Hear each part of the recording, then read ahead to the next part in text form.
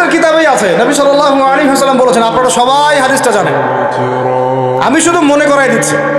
আপনার নবী বলেছেন, মুহাম্মদ সাল্লাল্লাহু আলাইহি ওয়াসাল্লাম বলেন, সাল্লাল্লাহু আলাইহি ওয়াসাল্লাম, যে ব্যক্তি সুদ খায়, সুদের এই 70টা পাপের সবচেয়ে নিচের পাপ, সে যেন তার মাকে বিয়ে করবে।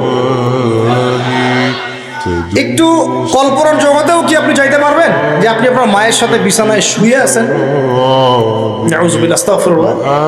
হ্যাঁ, কখনো কি কল্পনা আসতে পারবে এটা আপনার? বলেন, আমার কথায় মাইন্ড করতেছে? মানুষকে বুঝাইতে পারি না আমি, এটা আমাদের ব্যর্থতা, আমরা বুঝাইতে পারি না। কিভাবে বললে মানুষ বুঝবে, এটা আমাদেরও বুঝে আসতেছে না। চিন্তার জগতে চোখ বন্ধ করে কি কল্পনা করতে পারবেন যে আপনি আপনার মায়ের সাথে নাউযুবিল্লাহ সেই কাজ করতেছেন যা আপনি আপনার স্ত্রীর সাথে করেন? পারবেন?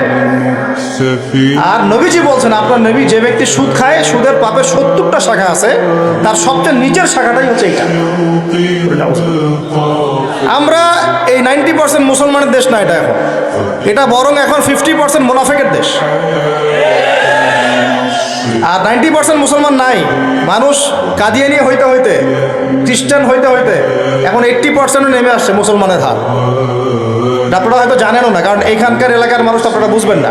পার্বত্য অঞ্চলে যান, বর্ডার এলাকাগুলোতে যান, উত্তরাঞ্চলে যান, দেখবেন তো বহু মানুষ ইসাই মুসলিম হইতেছে দিন দিন, বহু মানুষ কাদিয়ানি হইতেছে দিন দিন, বহু মানুষ ধর্ম ত্যাগ করে খ্রিস্টান হয়ে যাচ্ছে, গ্রামের পর গ্রাম।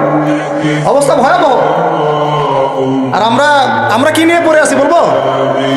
ওই যে জোরে আমিন বলবেন রাস্তে, হ্যাঁ, ওই যে আপনি পায়ে পা লাগাচ্ছেন কিভাবে, গোড়ালি মিলাবেন না কিনি আঙ্গুল মিলাবেন?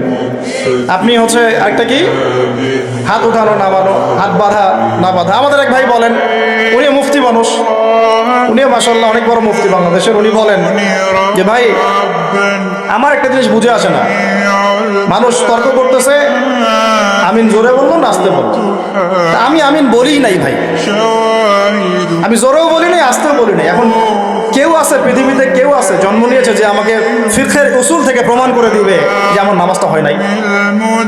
উস্তাদ বলেন আপনারা, ফিকহের উসুল থেকে কেউ প্রমাণ করে দিতে পারবে যে আমার নামাজটা হয় না? আমি কিন্তু আমিন বলিই নাই। আপনারা তর্ক করতেছেন কি নিয়ে, জোরে না আসতে নিয়ে?